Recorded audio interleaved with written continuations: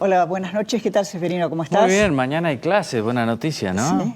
Sí. Es una ironía de tu parte. No, esa. no, mañana hay clase, eso es seguro, ¿eh? Bueno, y hoy tuvimos una demostración de los maestros multitudinaria, pero realmente con algunos discursos que estaban más vinculados a la política que a la educación. Sí, claro, ¿No? a partir de una frase del presidente Macri de ayer, hay mucha gente que tiene que caer en la escuela pública, ¿verdad? Bueno, Santiago Korloff, gracias por estar con nosotros. Buenas noches. Mira, yo plantearte a vos el tema de los piquetes en el siglo XXI, yo digo, ¿qué Argentina que parece andar con el espejo retrovisor, ¿no? Es decir, no sé, en el mundo yo estaba leyendo los últimos días, están discutiendo si hay que ponerle a los robots, una idea de Bill Gates, impuestos o no, y nosotros estamos discutiendo qué hacemos con los piquetes. O sea que yo tengo la convicción de que Argentina tiene problemas graves, pero no tiene problemas interesantes. Los problemas interesantes son los que resultan del poder de innovación de un país. Estamos viviendo un momento de tremenda tensión entre un esfuerzo innovador, que es el que está tratando de llevar adelante el gobierno, y una tendencia a la repetición, a lo que yo llamaría la monotonía, que viene del lado de quienes han comprendido la rentabilidad de lo viejo. Dentro de lo viejo hay derechos y hay deberes. Dentro de lo nuevo hay una necesidad de ganar más y más espacio protagónico. Pero fundamentalmente Argentina es un país que está más cerca del siglo XIX que del XXI. En el pensamiento. En el pensamiento y en la acción política. ¿Por qué? Porque hemos concebido la política fundamentalmente no como un intercambio y búsqueda de consensos, sino como un proceso mediante el cual inhabilitamos al otro. O sea, triunfar en política en un país como el nuestro quiere decir descalificar al otro al punto de llevarlo al campo de la intrascendencia. Entonces no tenemos problemas interesantes. Vos mencionabas recién un fenómeno notable en el campo del conocimiento, que es el de la creciente robotización, sí, que va a ir desplazando a la gente de sus puestos de trabajo. Esto nos plantea un problema fundamental. ¿Podemos ganar eficacia a costa de la ética? Es decir, ¿qué hacemos con la gente? ¿La gente se ha vuelto irrelevante? ¿Las personas no tienen más sentido? ¿La eficacia es lo único que importa? Un problema interesante es saber cómo compatibilizamos el progreso y la solidaridad a través del trabajo. Pero en el campo del conocimiento, Argentina es un país que todavía está detrás de Juan Bautista Alberti. Detrás. Alberti tiene problemas más modernos, sí, que la mayor parte de los argentinos. Sí, claro. Discutía el comercio, por ejemplo. Por ejemplo. Y tiene un proyecto constitucional, es decir, la idea de que la conducta política debe estar sujeta a la ley y no la ley a la conducta política. Por lo tanto, tal vez algún día seamos contemporáneos de Alberti. Clara hablaba recién de la marcha de los docentes, que fue muy masiva. Hubo muchas críticas a esa frase de Macri de ayer diciendo mucha gente tiene que caer en la escuela pública. ¿Vos crees que Macri se equivocó o que está acertado? ¿Que realmente la escuela pública cayó mucho y que van solo los que no pueden pagar la escuela privada? Yo creo que la escuela pública ha perdido representación social. Es decir, en los tiempos en que yo la frecuentaba, ir a la escuela pública era aprender a ser un ciudadano. Y a la escuela pública íbamos todos. Yo también fui a una escuela privada años más tarde, pero la escuela pública era confiable. Hoy no lo es.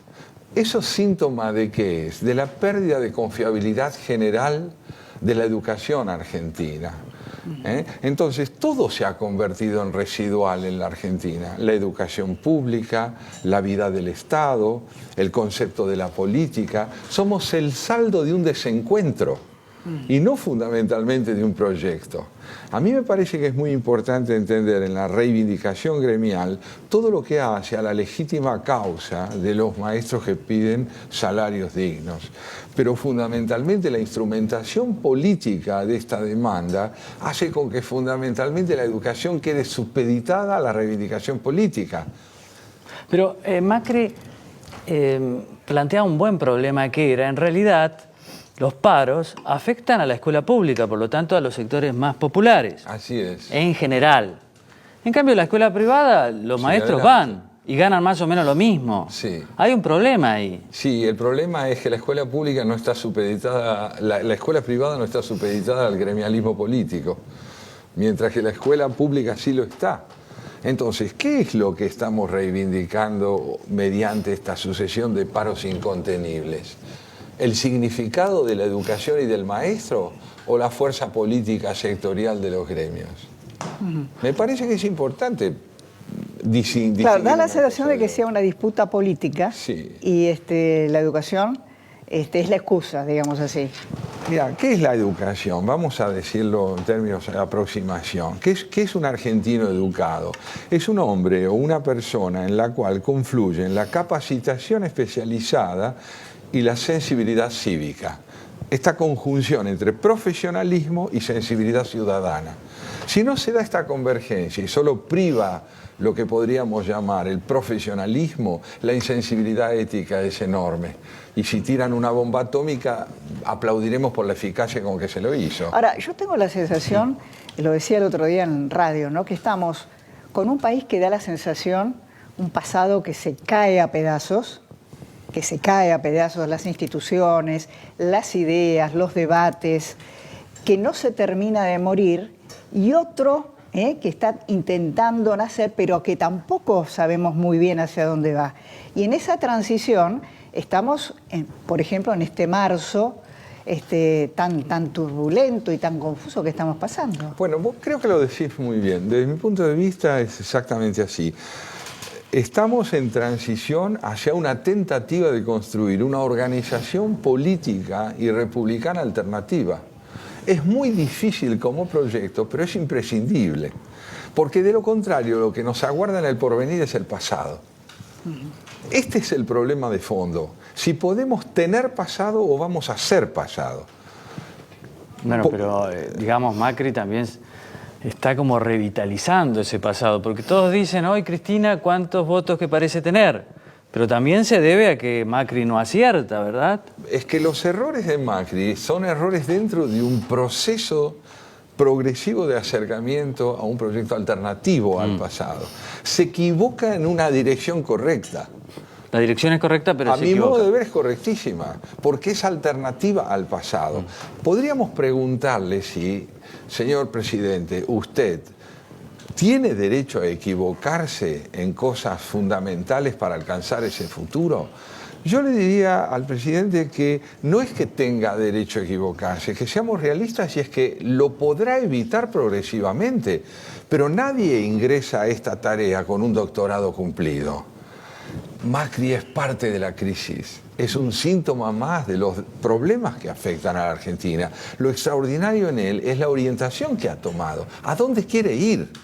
Esto es novedoso y los errores que comete en el camino, sin duda alguna hay que marcárselos, pero sería absurdo presumir que estamos ante alguien que es inmune al error. Ya tuvimos gente inmune al error, gente que no se equivocaba, ¿no? Y esa gente que no se equivocaba es la que no admite de ninguna manera la posibilidad de trabajar en el campo del diálogo y del debate. Ahora, ¿el debate no te parece un poco pobre en este sentido? Pobrísimo. Estamos discutiendo si nos conviene o nos conviene que la expresidenta vaya presa, Sí. por ejemplo. Sí. Estamos discutiendo a ver cuánto puede aguantar un gobierno que no es peronista. Y entonces hay gente que recuerda el helicóptero de la Rúa. Son temas muy poco atractivos, es decir, interesantes. Sí, pero son poco atractivos, pero son los que dan la verdadera magnitud de la densidad cívica de nuestro país. Estamos bajo el terror. ¿El terror en qué consiste? En presumir que donde todavía no se ha cumplido este proceso de transición, siempre lo que nos espera va a ser el pasado, aún por parte de quienes intentan cambiar la situación. Entonces, no es interesante lo que estamos discutiendo, porque aún no sabemos discutir. ¿Deberíamos saberlo? No, Argentina no es un país cívicamente sólido. Es un país que viene de una dictadura militar y de golpes de Estado y de gobiernos populistas autoritarios, donde la palabra del diálogo ha sido mancillada, pisoteada, olvidada. ¿Por qué nuestra ciudadanía, en el sentido descriptivo del término, tendría que ser mejor que su historia? Lo estaba mirando el tema de la educación, el discurso de Macri me pareció interesante porque él habla de una revolución educativa. Me entusiasmó. Después fui a ver el plan maestro. Y el plan maestro tiene muchas metas para el 2021. Pero no me quedó claro quién lo hizo. Me dio la impresión que lo hicieron los técnicos del Ministerio de Educación, pero esa no es la manera. Porque yo creo que hay que convocar, obviamente, a los maestros, a muchos, porque la educación es muy importante, ¿no te parece? Como es para central. Que alguien diga, sí, en el 2021 vamos a tener el 50% de profesores bilingües. Sí, puede ser importante, pero me gustaría saber cómo lo van a hacer, ¿no? ¿Cómo lo van a hacer y qué se entiende finalmente por educación?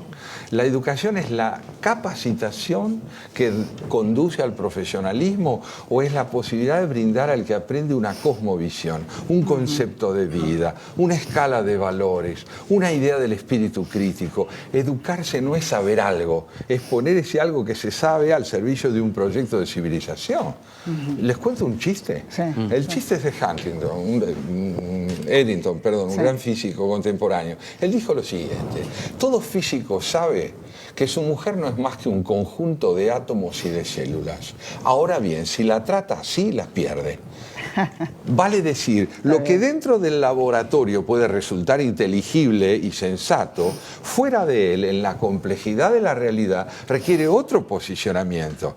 La técnica es fundamental, los técnicos son imprescindibles, pero deben ser ciudadanos con honda sensibilidad cívica y política los que inscriban estos proyectos en el marco de la comunicación con la gente. Y otra cosa más, el año 21 va a llegar.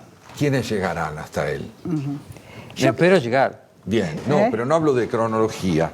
Hablo de satisfacción de íntimas necesidades éticas, profesionales. Macri morales. parece que quiere llegar. Macri va a llegar, seguramente. Al 21. Pero o no sea que como va a ser presidente, reelecto. tal vez, pero va a llegar con el proyecto. El tema de fondo es este, otro tema reiterado y tonto.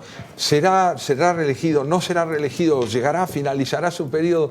¿Qué estamos discutiendo? Lo que tenemos que discutir es una orientación, la calidad de una orientación.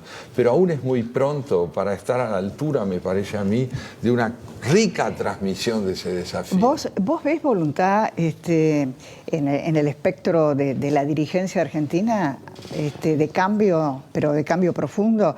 Cuando hablo de eso, hablo del gobierno, hablo de la oposición, sí. hablo de los dirigentes empresarios, de los dirigentes sindicales. Todavía se está peleando por el protagonismo, no por el desarrollo de la obra. Estamos en un problema entonces. Estamos en un problema. Aún falta por parte de la dirigencia política poner su energía, su imaginación y su voluntad participativa al servicio de un proyecto de convergencia y no solo de poder.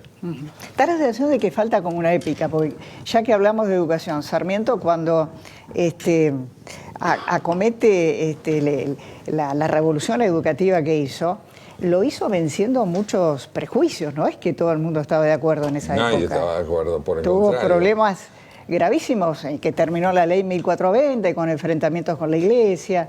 Es decir, tuvo que vencer también muchas cosas. Esto es lo que me parece que no se ve hoy. Todos ellos tuvieron que vencer mucho. Belgrano enfrentó problemas desesperantes, San Martín también, los enfrentó Dorrego. Todos ellos enfrentaron ¿qué? La evidencia de que un proyecto de construcción de una república excedía los recursos culturales del momento en que empezaron a actuar. Siempre se produce una disonancia entre lo que los buenos liderazgos tienen en mente, que es el porvenir, y lo que la experiencia histórica propone, que es siempre la repetición y el pasado. Hay que aprender a entender cómo se concilian esos liderazgos con un proyecto de desarrollo. ¿Has tenido oportunidad últimamente de hablar con el presidente? No he tenido. ¿Y de afuera vos crees que Macri es ese hombre, digamos, que va a llevarnos la orientación? Decís que sí, pero digamos, ¿concretará esto? Yo te puedo decir cuál fue mi experiencia de contacto con el ahora presidente. Cuando era intendente de la ciudad, sí lo veía con alguna frecuencia y descubrí en él un valor excepcional, que es la capacidad de escuchar y de hacer preguntas. A mí eso me pareció valiosísimo. Tal vez no baste, pero es indispensable, porque por otra parte, con otras grandes figuras de la historia política, yo no encontré ese don para preguntar y no solo para responder, ni esa capacidad de escuchar para ver qué piensa el otro. Me parece que son atributos necesarios. Santiago, muchísimas gracias por haber estado con nosotros. Continuamos, viene nuestra sección Insight, está el ministro Lombardi, y después vamos a tener un gran debate sobre los 70, porque pasado mañana se cumplen 41 años del golpe del 24 de marzo de 1976. Ya volvemos.